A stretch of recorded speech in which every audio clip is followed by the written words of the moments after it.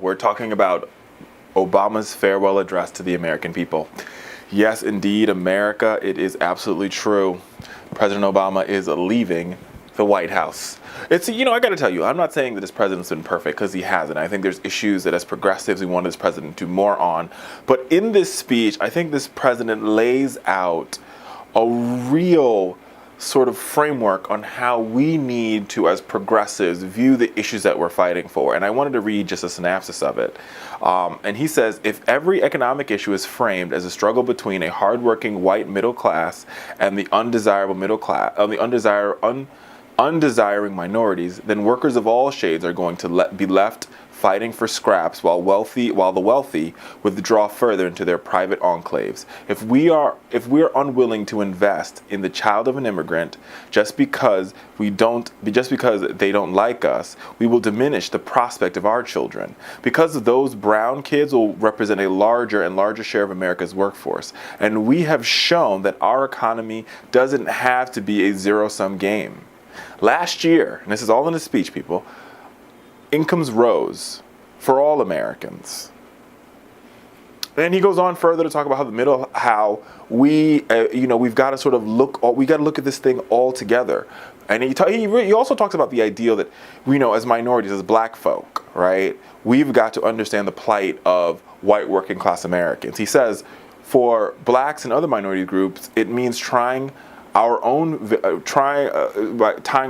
very real struggles of justice to the challenges that the people in this country face. Not only the refugees or the immigrants or the rural poor transgender American, but also the middle-aged white guy who from outside may seem to have gotten all the advantages, but has seen his world upend by economic and cultural and technology change.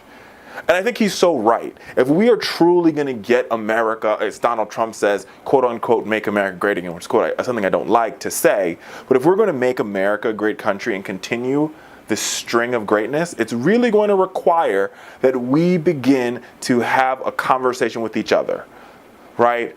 You cannot, Black Lives Matter, if you believe that all lives matter, then you inherently believe that Black Lives Matter.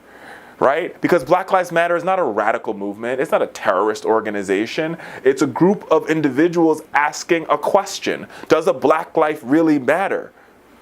And I would argue that question is still up for debate. Because as we saw a couple weeks ago, where a man could be shot by a Tulsa police officer for absolutely no reason. Or in the Alton Sterling case, where the police shot somebody who rightfully had the ability to own a gun. So we've got to ask ourselves this question, and that also means that blue lives matter, right? But blue lives don't matter in absentia from black lives. Blue lives and black lives and Hispanic lives and brown lives and trans lives all matter in the collective American experience. And that's what the president was trying to lay out. And if we as progressives truly want to take our party back to victory and truly want to see our issues win, then we have got to tear down the bulletproof silos that we all operate in. I'll give you a great example. So as this show is airing, there are a couple of days of actions happening across the country, right? You have, the National Action Network having an action right here in our nation's capital. Down the street from then, you have undocumented workers with United We Dream having an action. Then on the next day, on Sunday, depending when you're hearing this show or watching this video, you have folks having an action for the Affordable Care Act. And then you have a women's march on the 21st. And in my mind, I'm saying, this is why we didn't win the first time around, because we've divided ourselves into sections and chapters and divisions. Here's the thing. If we can raise the minimum wage, black people aren't the only people that benefit. Brown people are the only people that benefit. White folks benefit. Everybody Walmart hires everybody, and everybody benefits. Right? If we pass an immigration law that says that everybody has the right to a long pathway to citizenship, then everybody benefits, because these individuals from an economic perspective are paying into the economy that they're benefiting from. I can go on and break down why these silos have caused us to lose elections, but you already know, because the proof is in the pudding.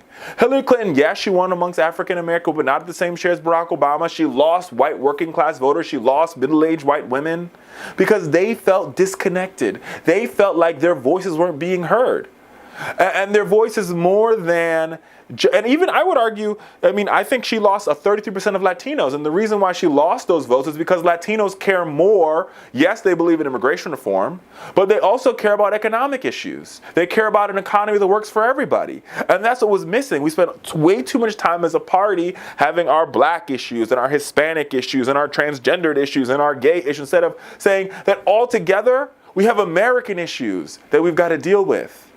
So the point that the president was trying to make in his farewell address was, in the past 8 years, we got a lot done, but we got more to do. With this new White House coming in, we're going to obviously move backwards on some things. But you've got to move backwards sometime to move forward. And that means now we've got to break down the silos and come together, people. If you believe that all lives matter, then you inherently believe that Black lives matter. Right? Because Black Lives Matter is not a radical movement. It's not a terrorist organization. It's a group of individuals asking a question.